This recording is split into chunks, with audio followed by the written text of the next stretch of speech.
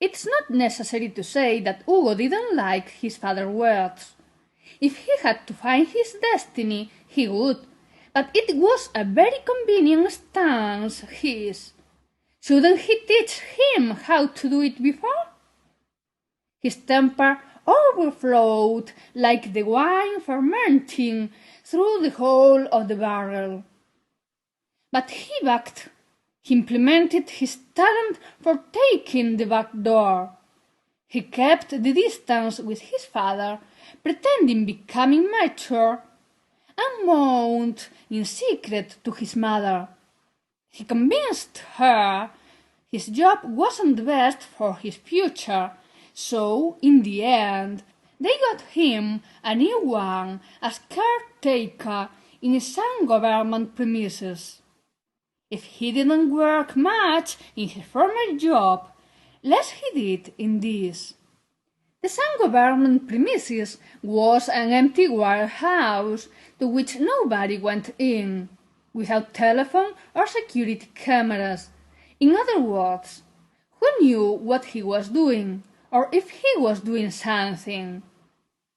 Between the nocturnal sessions of Radio Ham and the mornings of on and off nap over the desk, he was able to conquer some nonconformist soul in search for new emotions.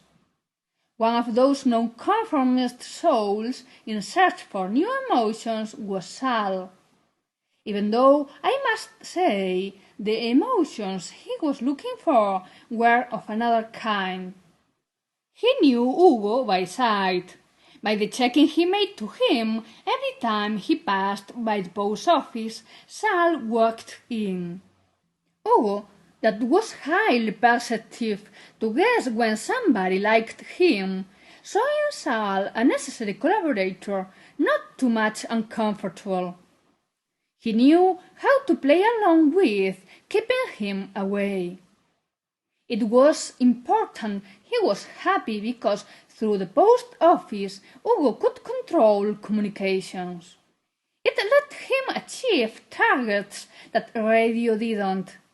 At the post office the security was stronger than in the abandoned warehouse, and Sal was not even a senior official. He barely touched the letters. He stood there and saw them passing by on the postmark conveyor belt, and never had felt curiosity about their inside, or the need to open them. Sal, you had to do it. I don't mean with everyone. Only the ones you see are addressed to or sent by the government, Hugo said, dressing an order up as advice. You say? With all the words looking at me? Sal complained. Sal, can you imagine the power you have on your hands? The important you are for us, Hugo said. And he said that, touching Sal's knee, fact that seemed really convincing to a Sal sick of romance. Don't worry, we will think about the way of doing it without arouse their suspicions, he added. Hugo also knew that he couldn't keep that satisfaction for too long. He could be Sal's platonic love, but he couldn't take the risk he rebelled halfway. So he talked to Nicolas, a childhood friend, who shared most of his mind's turnover with, who gave him dubious usefulness advices that he hardly ever paid attention to, but who knew a lot of people.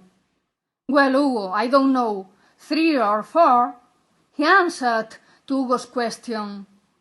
We are having a meeting on Friday at 7. Tell them to come. He might like some of them, Hugo asked, ordering. No, dude, I cannot invite them to a meeting. Make a party or something, Nico suggested. A party? No, it's not a good idea. It's not serious. No. Hugo reflected aloud. They are not coming to a meeting. Plus, what are you telling them? We don't know what they are playing at. Do you want the yellow word in front of the door on the next day? Nico insisted. And finally, he convinced him. Seizing the chance he had the key of the warehouse, they planned what they decided to call Happiness Party. They couldn't choose another name. Yellow Pride's Party? Nico suggested. Sure, do you want half yellow world to come? Hugo said.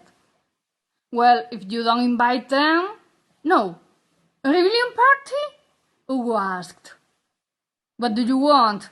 Half yellow world coming? Nico replied with sarcasm. And can you invite any girl?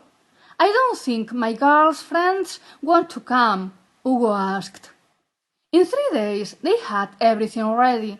On Friday at 7, at the empty warehouse of the Yellow Government, there were 3 bottles of whiskey, 2 of soda, 4 of juice to make cocktails, a little block of ice, a box full of advertising glasses, a guitar, a tambourine, and several folding chairs.